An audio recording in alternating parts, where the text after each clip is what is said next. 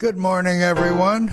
I'm Jason Schwartz, and I have a great guest today, Michael Smith from Montana. We're going to have a lot of fun and learn a lot here today. You're going to love this show.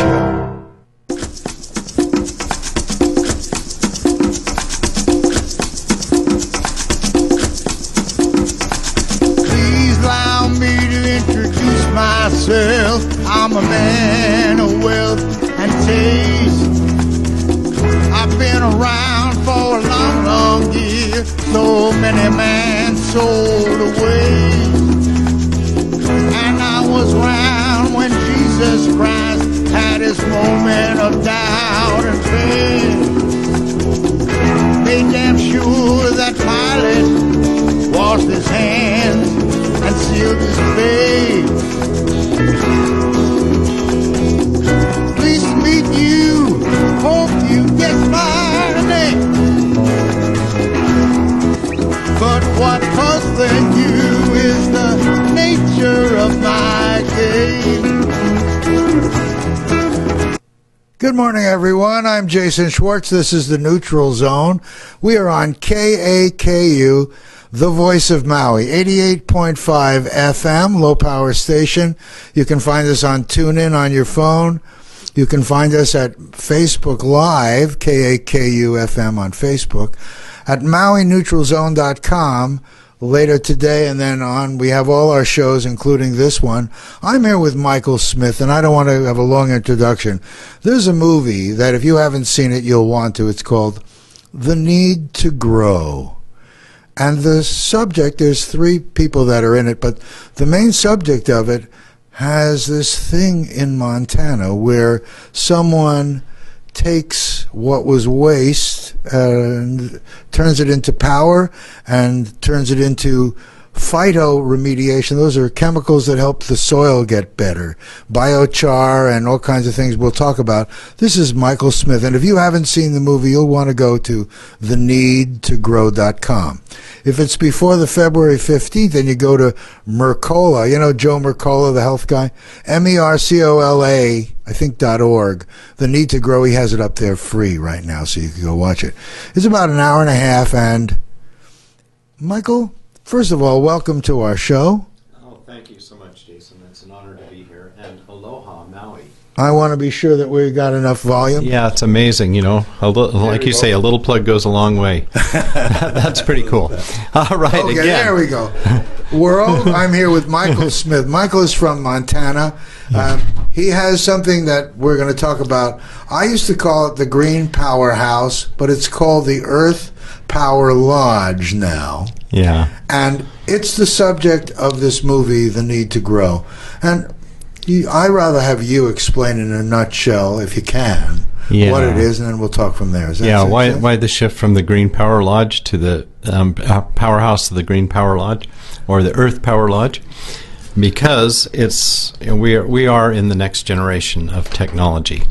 The original technology, we thought, well, maybe we can build a system that takes waste from a lumber mill. That was the very specific design. A bunch of chips and bark and dirt and leaves and whatnot. And can we convert that into materials that can help the soil and generate electricity at the same time? So, yes, we did that. The goal was to produce a system that generated no waste. You know, all of the systems on the Earth are pretty much waste-free, right? The output of one system goes into the next of another. I've been talking about that since 1992, I talked about Zero Emissions Research Institute and Gunther Pauly and these guys years ago about the waste from one thing becomes the food for the next, and it becomes a circle that's contained. So you've done that. Basically, a closed-loop system. We tried to model it after Earth's natural systems. So there's a lot of biomimicry that is employed in the system. Right. I want you to, feel free to be talking, but just as background, when you see the movie, you'll realize Michael is just not a guy who's in the backyard doing it.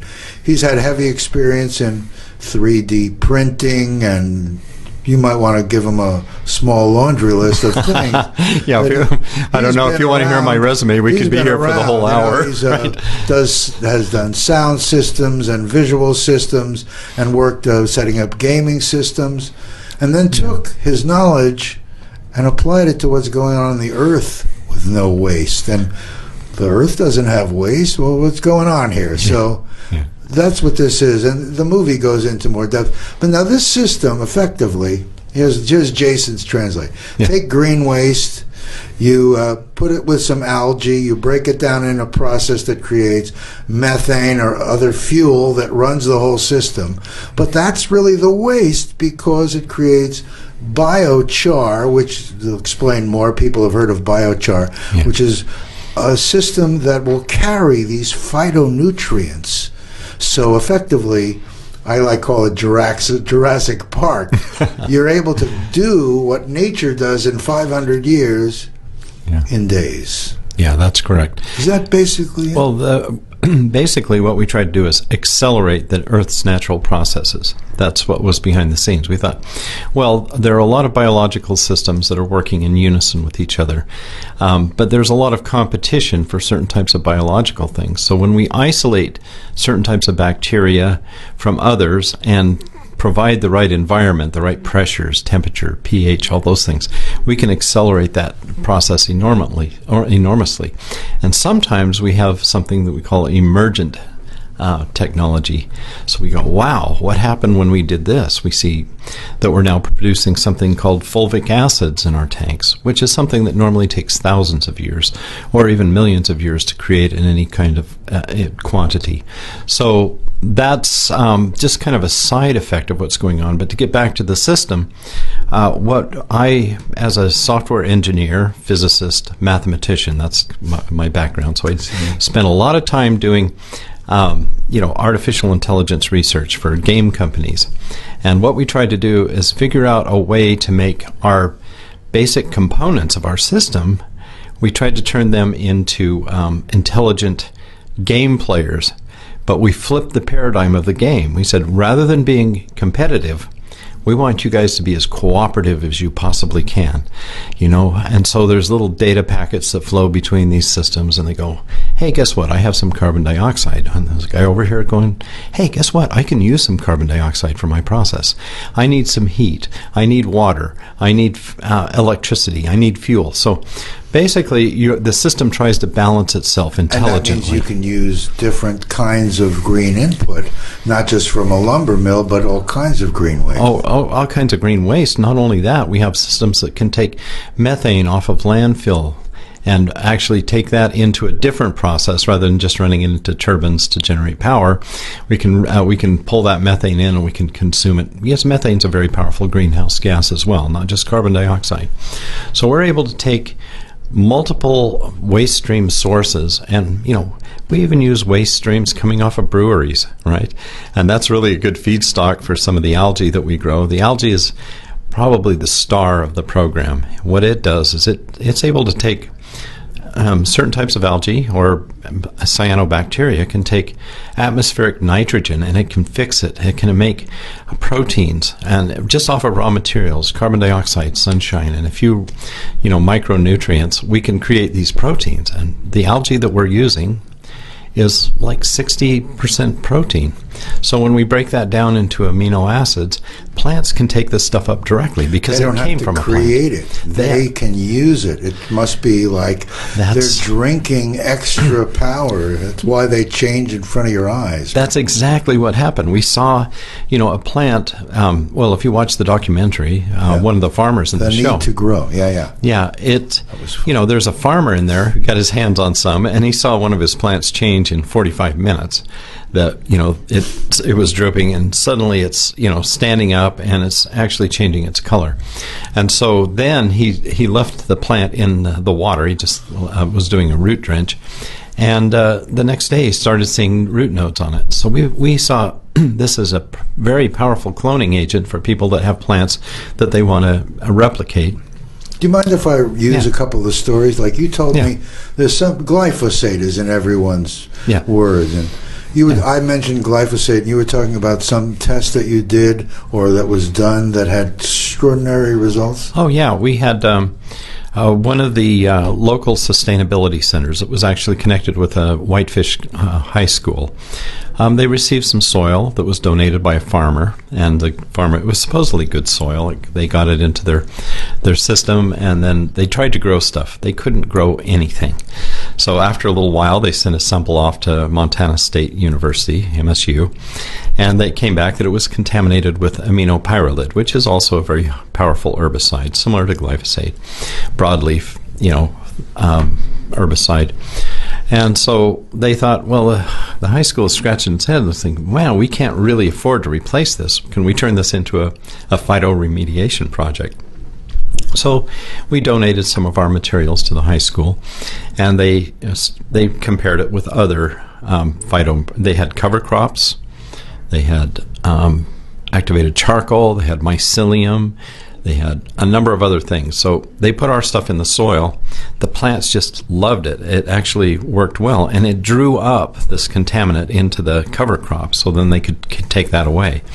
They were able to reduce the contamination by 78%. It was the highest amount of all of them. Even we think about activated charcoal as a good medium for filtering and cleaning. So if things they've up. done sugarcane for years and years on land, Yeah. this would be something extraordinary to be able to clean up land and then also get carbon out of the atmosphere and into the soil. Well, sugarcane Wow. and pineapple and all of those things that were farmed intensively for so long that essentially not only contaminated the soil, but they depleted it of all of the essential nutrients that are in there. So the idea, our project is designed to actually restore the soil. That's the main thing it does.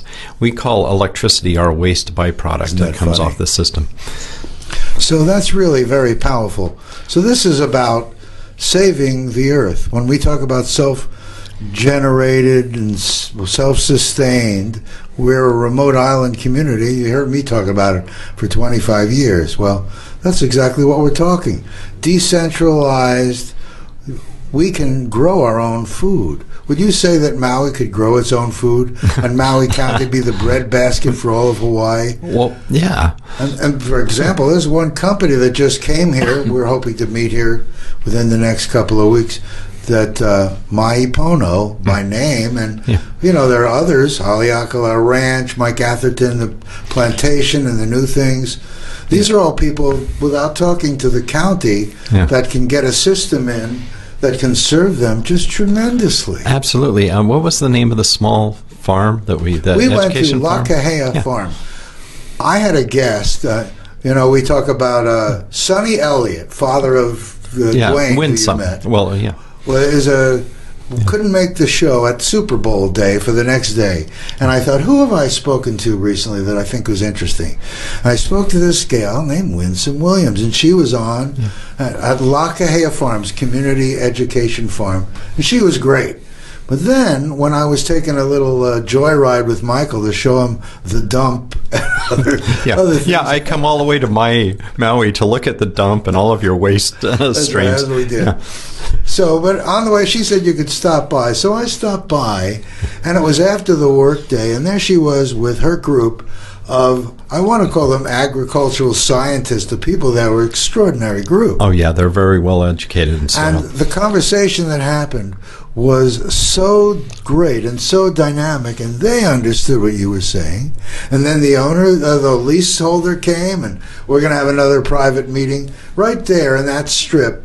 It could be perfectly timed to be demonstrated, and then we could put a plant there. Yeah. And one near I don't want to call it the dump. Let's call it, we'll have to change the name from dump to profit center. Yeah, the profit center. Yes. A lot of people don't look, municipalities in particular, they don't see their waste management system as being a profit center. At that location, there was a company called Energia that had some kind of contract and didn't come through. So that they've had experience, and so people around here have learned to be they're a little skeptical due at times. Yeah.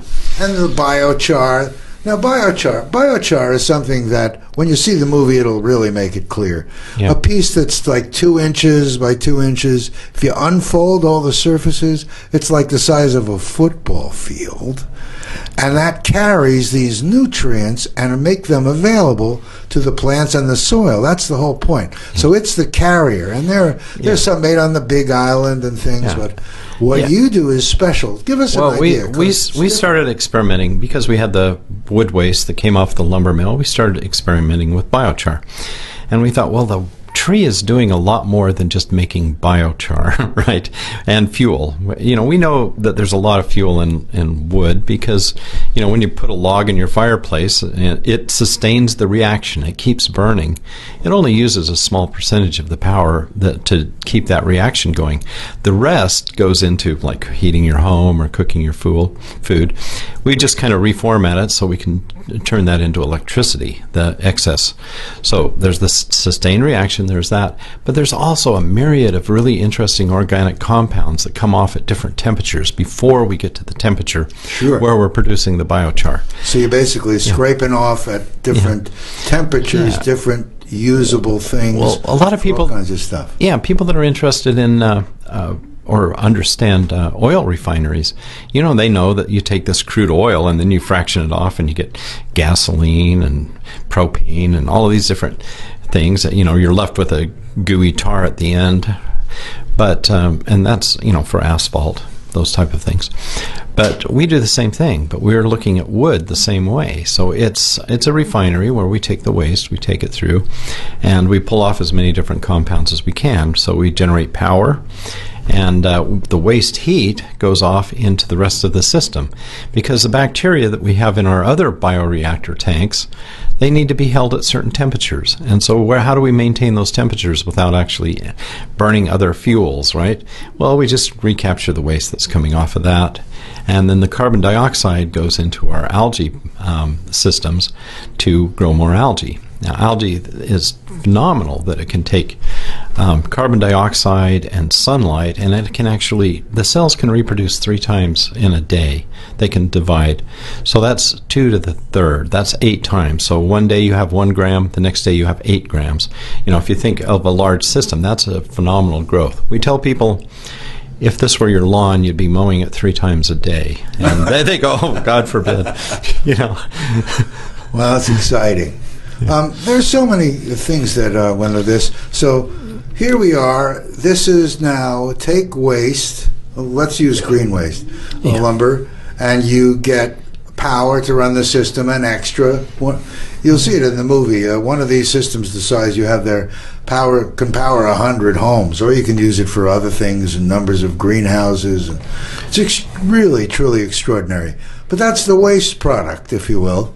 Yeah. And then they have this biochar that has how many would you say? 6 metric tons in a day. Creates what kind of output per year of the biochar itself? Well, that we're talking about 20% of the mass of the input winds up as biochar. So if we have 6 tons going in, we have about 1.2 tons coming out. But that's a considerable amount.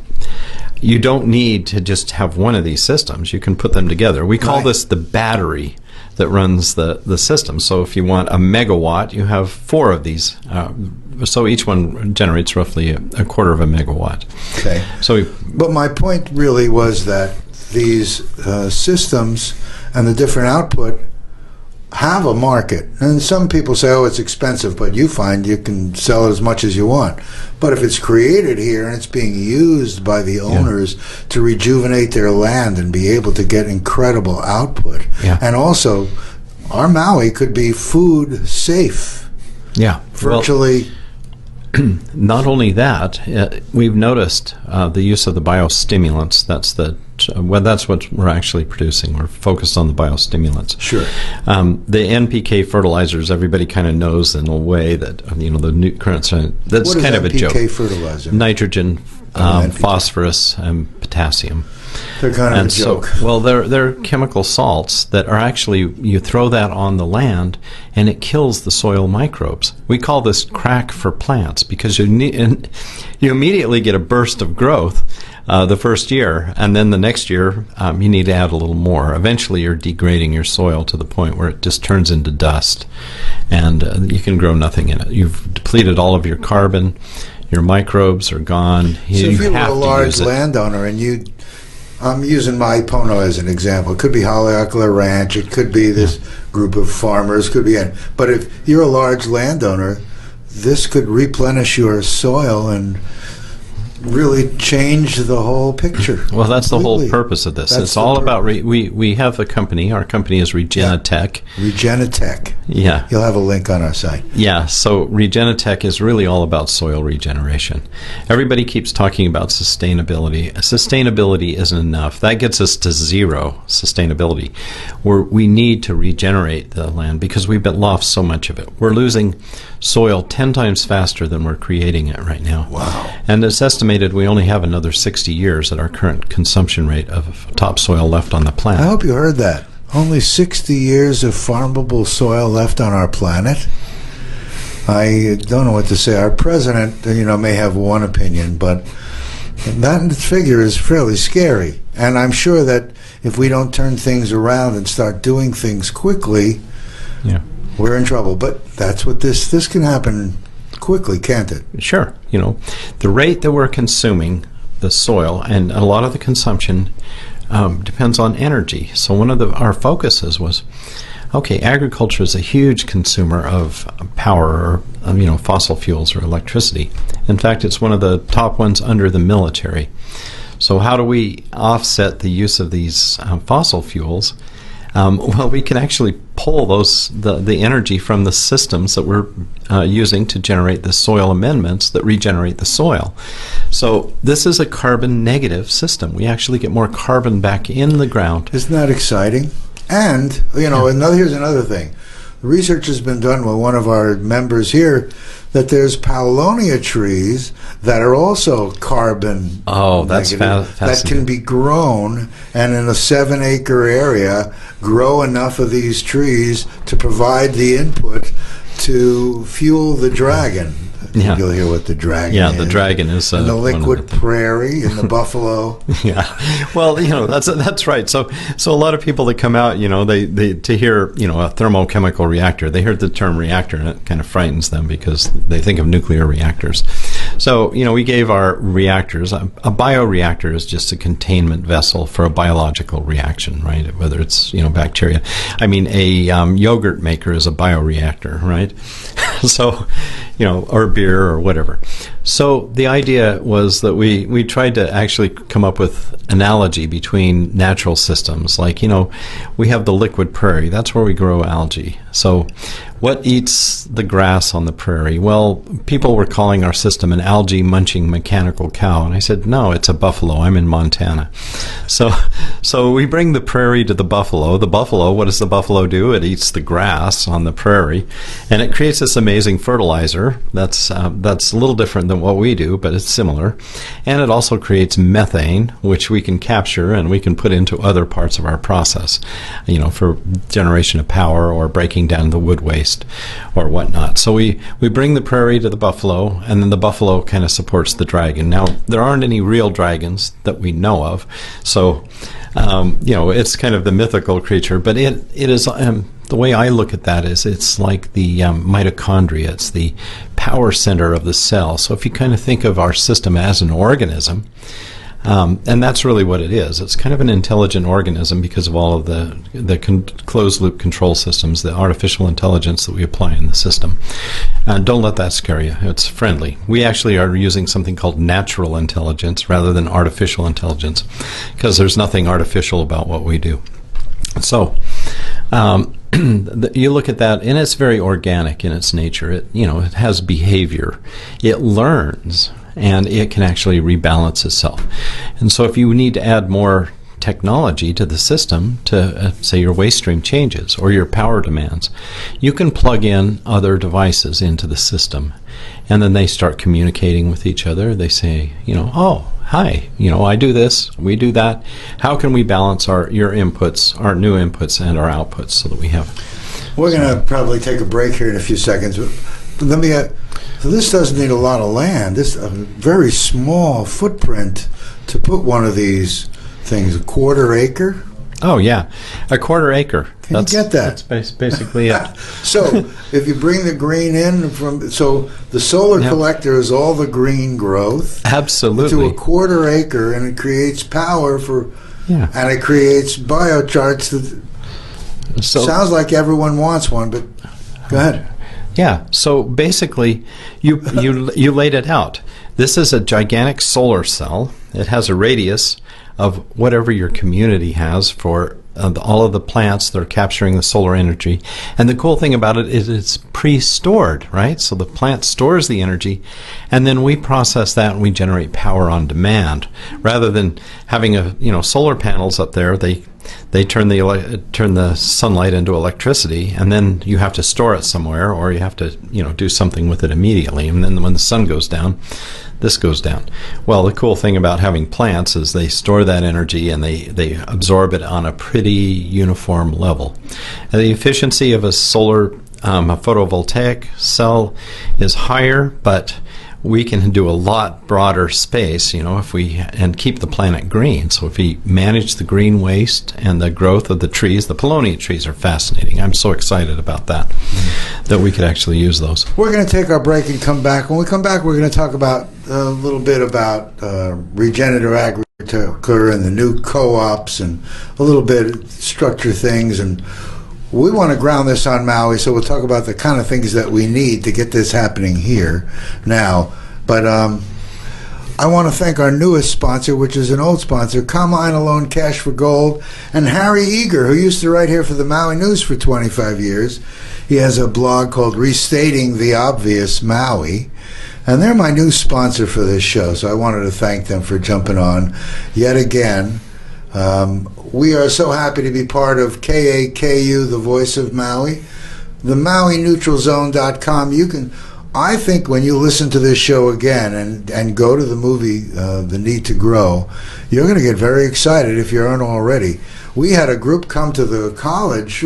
We thought we'd put the movie on for a few people, and the room was overcrowded on last Friday night. So we know this is something a lot of people are interested in. Hang on, we'll be right back. The Neutral Zone, with me, Jason Schwartz, would like to thank Maui Arts and Music Association, Treemakers Foundation of Maui, for their support. Since 1991, with hundreds of television shows and their MauiArtsandMusic.com website, they have championed self-sustainability on Maui. The Neutral Zone is heard live Mondays at 11 a.m. and replayed Saturday at 7 a.m. on KAKU 88.5 FM, the voice of Maui. Do you have something to say but can't find an outlet? Did you know that Akaku offers a service called Open Mic? Here, you can come in and make a statement on any topic you want, and it's free. Play a song you wrote, recite a monologue, do a funny dance, comment on a recent event. The floor is yours. Come speak your mind for free. Appointments are available Mondays and Wednesdays between 1 and 3. Call 871-5554 today to reserve your spot. Aloha folks, this is Hamish Burgess and I host the Maui Celtic Radio Show on Sundays on KAKU 88.5, the voice of Maui. 2 hours of great Celtic music, from fun jigs and reels to lovely ballads to funky Celtic rock. That's Sunday morning 8 to 10 a.m. and repeats in the afternoon 5 to 7 p.m. There you go, a bit of Celtic music for you on Maui. Tune in Sunday. Talk to you then. Cheers, my dears. Hi, I'm Vince Fodi, co-host of the Biscuits and Gravy Show. KAKU is a listener-supported station. This means that all of the great programs you hear, like mine, are supported by you as well as our underwriters. If you would like to help keep the voice of Maui talking loud and clear, go to kakufm.org/donate today and give. And don't miss the Biscuits and Gravy Show, Wednesdays at 11 a.m. on 88.5 FM, the voice of gravy. Ladies and gentlemen, we have arrived in Philadelphia. Local time is 3:05 p.m. and the temperature is 67 degrees. At this time, you are now free to use your cellular devices. You know that feeling when you get to turn your phone on after the plane lands? You can have that feeling every time you drive. Make sure your cell phone is stowed away whenever you are behind the wheel. Visit StopTextStopWrecks.org. A message brought to you by the National Highway Traffic Safety Administration, Project Yellow Light, and the Ad Council. Are we back? We may be back. This is Jason Schwartz at the Neutral Zone with Michael Smith from Regenerative, the Earth, is that right? Yeah. Earth Power Lodge. I'm used to calling it the Green Powerhouse. I am just so intrigued. There are lots of systems around the world, and other people have talked to us about algae here and 2 decades ago. But your system is different and unique, and it has gotten really great results. We know we want to ground it here, which means one of these farmers or a couple of them will put up some bucks and buy a little bit of this stuff to try on their crops in a test, probably. So that's... I don't want to talk numbers, but not that very much. And then to get you over here to design and set up a system, I wouldn't be surprised if a lot of these owners themselves could do this out of their working capital. And some of these larger companies, I'm sure it's well within their range. And it was almost amazing to me on our drive to see we could use multiple systems right now. We'll start with one, maybe. We'll see. Yeah, let's grow this organically. So we need a 1/4 acre. I mean, that's not very much. A staging area, that's for the Earth Power Lodge, the central liquid prairie. You're going to... This movie is getting plugged a lot, the need to grow. But it really is good because it's someone else that walked through your system. That farmer, Eric was his name, I think? Eric Cutter, where he came from Orange County, California, where they took away his beautiful farm to put in ice skating rinks. Yes. And a little girl that goes to try to a big manufacturer to get them to take the GMOs out of their cookies. You're going to really appreciate this. And this solution. You have a wonderful group. How long have you been doing this now? A decade, maybe? Well, as I mentioned, I was working for a game company, Electronic Arts, EA Sports, and we were doing a lot of research. And I thought, well, I'm getting tired of this. I actually want to do something that has meaning. So I came back to Montana, realized that I couldn't. There were no jobs for AI researchers, in the little town that I was in. So I thought, well, I have to create my own job. So that was about 2007 that I returned, 2008, in that period of time. I created the first white paper on the system in 2009 and received a grant through the Department of Energy and the Montana Department of Environmental Quality in about 2008. Wasn't able, actually, so you receive the grant in the middle of the winter. You can't do anything with it until, because it's frozen solid out there. So then in the spring, we started, building our first prototype system. So we had that system up and running. It took a few years. Sometimes you just have to do a little experimentation. You get some feedback. Do, right. And then you improve the systems. They improve, and then they get more, efficient. And then pretty soon you're producing something. You go, wow, this could actually generate revenue. We were talking about a system. We roughly put in $2 to $3 million in the system, but then we saw the projected sales could reach $4 million a year. So that's not a bad return on an investment on a system. But we need to look at this in terms of the community rather than just some guy having it on his lawn. But the first one here, one of these large companies could put it on their land and regenerate their land until the next guy, and then sell product. So could a group of people. That's why when you talk about intentional communities, buy a piece of land together, have the power, and rejuvenate their land and create a self-sustainability model. Yeah, there was in the past there were intentional communities are nothing new. During the Depression, there were these green colonies that were sort of set up so that people could actually have food. They'd go out and grow their food. They'd kind of live together. It was a way of sustaining the culture and the people. That's kind of what we're seeing again. We're seeing a reemergence of this with these off-grid intentional communities that want to actually do something, process their own waste, generate their own power, and grow their own food. And what also was intriguing is that you reclaim 80% of the water. So you reclaim the water. So we who have water problem find that be yet another incredible plus, yes? Yeah, absolutely. The only water that leaves that place, well, there might be a little bit of, dissipation from the system, but most of it goes out as product and gets sold in the marketplace. And I'd shared with you about the water from air guy. The guy, he was on our show, I think it was show number 60. Ted Bowman was on. But talking about small, medium, and large, the ability to have water in remote locations. Yeah. So if you have water and you have power and you have green waste, that means you can leave fields open for what they want and put homes and things in places never could before. Well, there's a variety of things that you can use the power for. If you're in an area where you've got a lot of water contamination, I'm working with a gentleman, Howard Wilkins, in the Flathead, who's trying to bring this a fantastic water purification system up to Montana. I mean, we're at the headwaters of the nation, so we've got some relatively clean water up there. But virtually all of our water is now contaminated with agricultural inputs. You know, you've got the NPK salts and all of those glyphosate. I mean, there's a lot of glyphosate and aminopyrrolate, and all these different compounds are going into our water. And it's hard to get them out. And as we consume that water, it affects our health. So we're seeing an unprecedented rise in autism and cancer rates, all of these things. And a lot of it is associated with our agricultural system, the way we grow our food right now. So all these things fit together. What's great is it's what do you want? That's what a zero emissions. I told you in 1993 we were talking about zero emissions, but here we are so much later. Now the public, they tell us instead of before. We were way ahead, and they thought I was a broken record about things.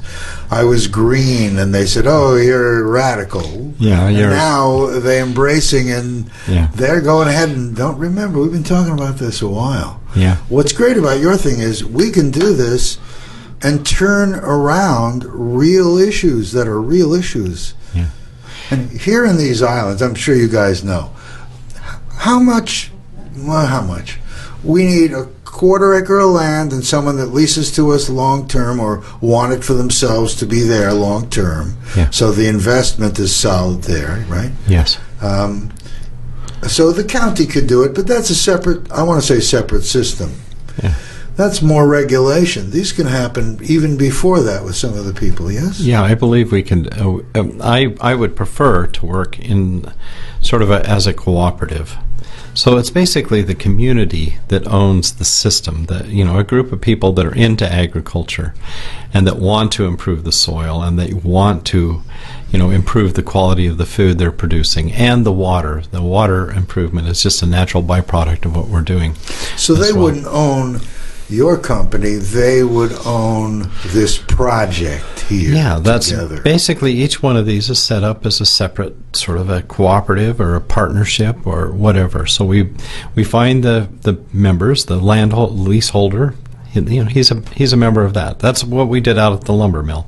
Then it was only our company and the lumber mill that had a piece of the pie, right? So operate that. We like the partnership model because everybody that's invested in that has, they are invested in making sure the system is profitable and works. You can tweak what comes out in each system together where you can make it better for everyone, yes? Well, that's right. That's what we're talking about. Well, again, not to scare people with machine learning algorithms and whatnot, if you have an intelligent sort of an organic system, it can learn and improve itself. It can actually become more efficient over time. So this is a trend. This is happening almost everywhere in technology.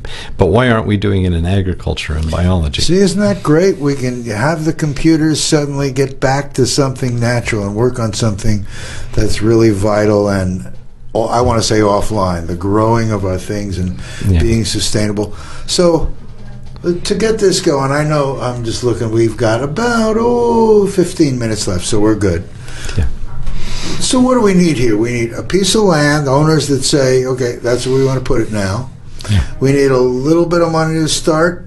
I don't want to talk numbers on the thing, but so people can how would people get in touch? I know they can get in touch with you through me, but is there a preferred email, or should I have them get in touch with me? What do you want? Yeah, they could also, if you're on Facebook, you can go to our Facebook page, facebook.com/Regenitech. That's Regenitech with an I. Or they can send us an email at regenitech.com. We also have a nonprofit set up called regenitechfund.org. So if you wanted to have a tax-deductible contribution, the funds are being used to help farmers convert from conventional farming to organic farming. That's what. And here locally, again, that's a whole separate issue. Yeah, we can. But locally, there are people here. I mean, I think contacting Jason. That's okay. And that would be good. We have a core team that's kind of forming, and you can be part of it. So please know that. Yeah. But Chris Menzel, Paul Sable, Genesis Young, myself, bunch of us got together, and we were hoping that you're on your way to Lanai, I guess. Yeah. Here we are. Things are moving so quick, and you're going to be gone later in the week for a week, and then coming back. Oh, we don't. It's everything's so much in flux. Yeah, I know. But it's hard to be back here, and we hope everyone will come on the 25th to support this. That sees this movie and sees what this is. On the 25th, there's at a climate committee. You spoke for a couple of minutes on the 3rd, 3 minutes. Yeah. But you're going to make a presentation. Well, they kind of blindsided me. I got off the plane and then suddenly get this text saying, now I'm going in front of this committee. The next morning we had in front of a committee. This has been a whirlwind. We got to give you a chance to enjoy Maui. I know this was sort of businessy. Yeah, I got to see the dump and a few farms. I'm going to go sit on the beach. The west side, that highway makes me scary. The upper, you get past it, but the lower highway, the traffic. We're going to solve these problems. We have issues here that can be solved, us being self-sustainable. You really are, to me, this is a game changer. I've been so at it. I've been texting the mayor and the people on council that I know and farmers. Winsome was just terrific last week. And when we got together with those folks, and now it's going to precipitate a meeting over there. We hope to report in good things, and we hope that if any of you want to be contributing to ground this here on Maui, whether it's anyway, get in touch with me and we'll get this to happen. I think what we should do is we should set up a Regenitech Maui site so that we can collect names and people that want to participate in it. Okay. I know we have that new Facebook group. I think he calls it GPH Maui, but now that you're EPL, Earth Power Lot, so we'll see. But you can always get in touch through us. That's good. And on our website, I'm going to have links to all the things he's talking about, so make it easy. I really have noticed when you're here, you're so mild and gentle, and you're almost, I guess, so humble. But what you're doing is really been something very special.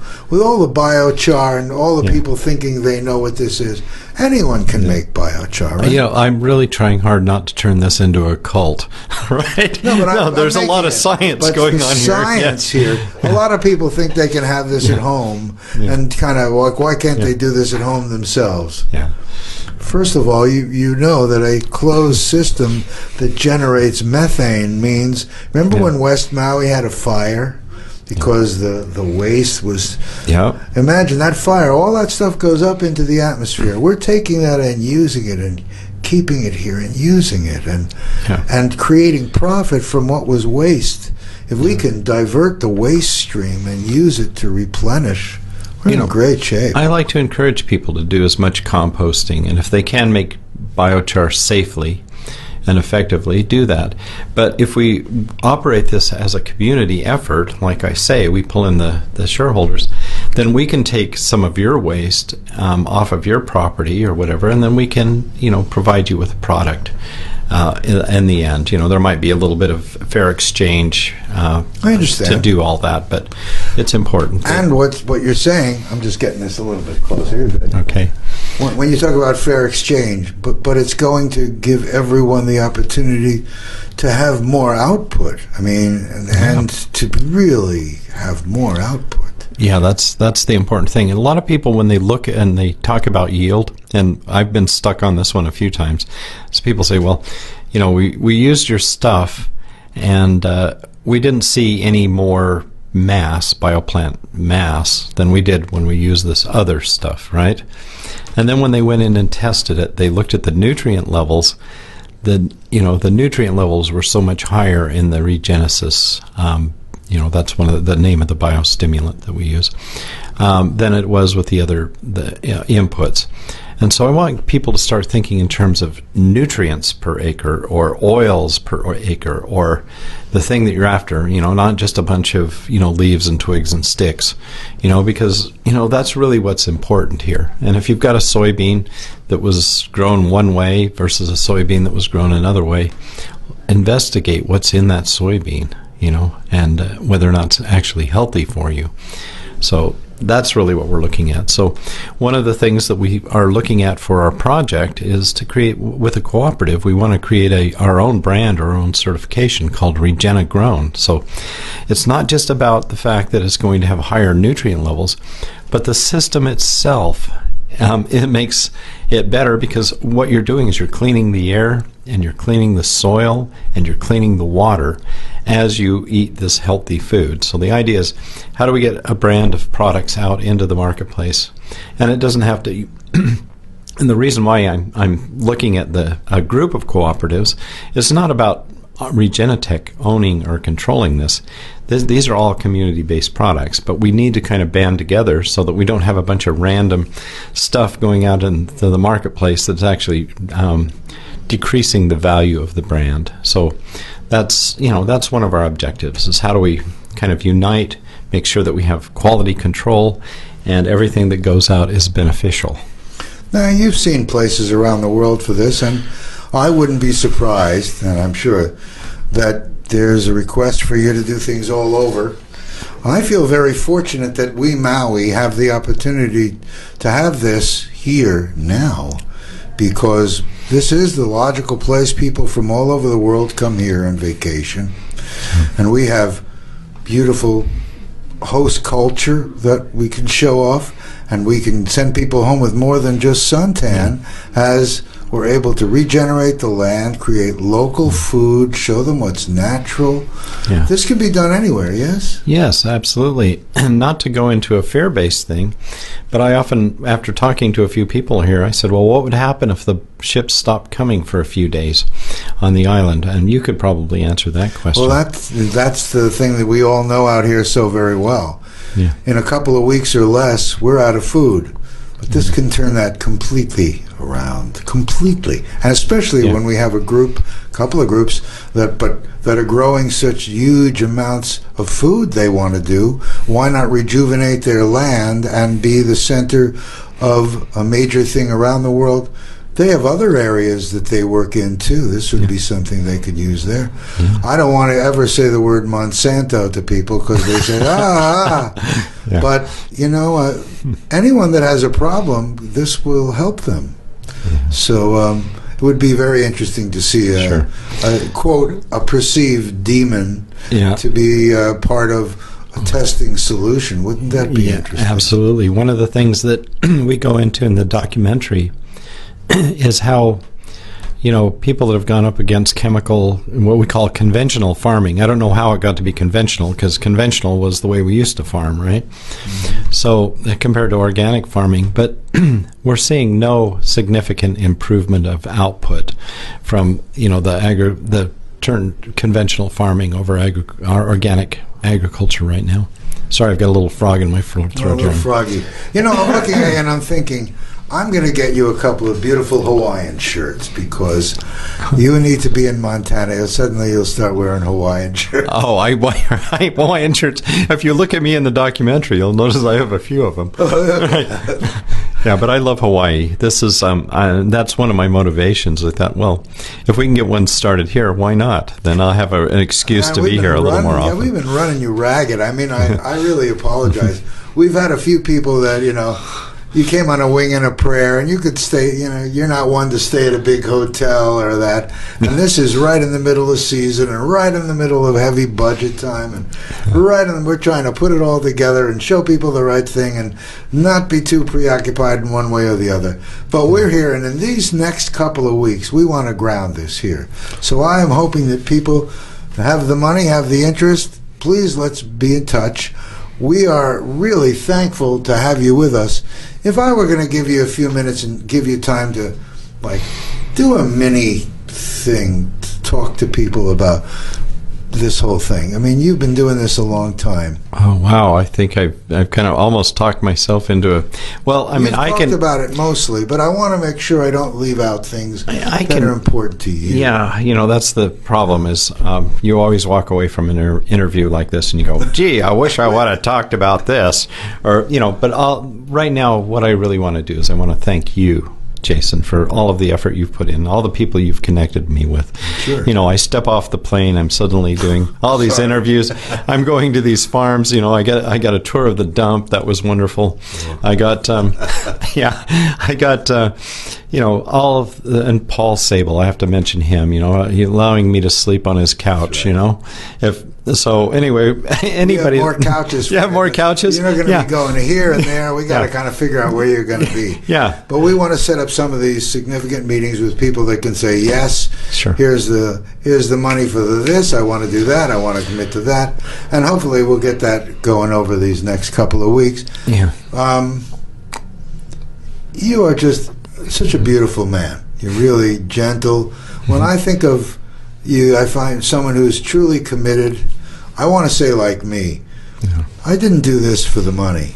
I did this because I really believe we can be a model of self-sustainability and we need to do things responsibly.